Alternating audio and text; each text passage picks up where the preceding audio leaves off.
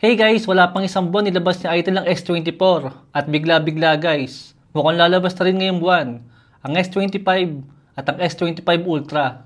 Medyo masakit yun guys kung nabili nyo ang smartphone na to dahil wala pang 1 week or wala pang isang buwan is luma agad yung S24 natin. Dahil kung S23 ang gamit mo ngayon na last year model pa, ito talaga ang malaking upgrade. Dahil display pa lang meron siyang 6.78 inches na merong AMOLED display at 120Hz sa refresh rate.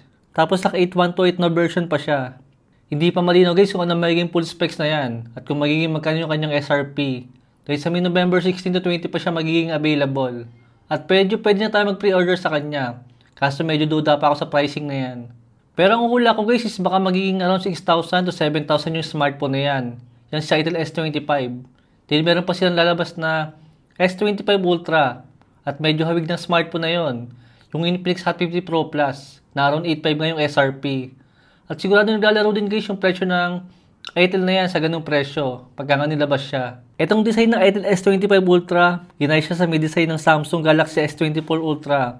Dito sa may likod niya, na meron pabilig na camera bawat isa. Hindi ko lang din sure pa kung magiging magkano ang SRP na yan at kung ano nga yung magiging specs niya sa may camera saka sa may processor. Maybe sa mga susunod na araw malalaman natin yan. At siguro hindi yan nalalayo nga sa presyo ng Infinix.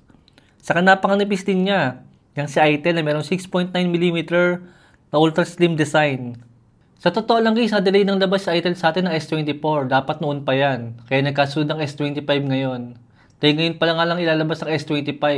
Pero yung S24, matagal na po siya nilabas sa ibang bansa. Dito sa Pilipinas, is na-delay po siyang ilabas. Sayang lang talaga sa mga nakabili ng S24 ngayon. Dahil wala pang 1 month is maluluma agad yung smartphone natin. At abangan na natin sa mga susunod na linggo or mga susunod na araw. Yung magiging full specs ng smartphone na yan, saka yung magiging presyo niya. Thanks for watching!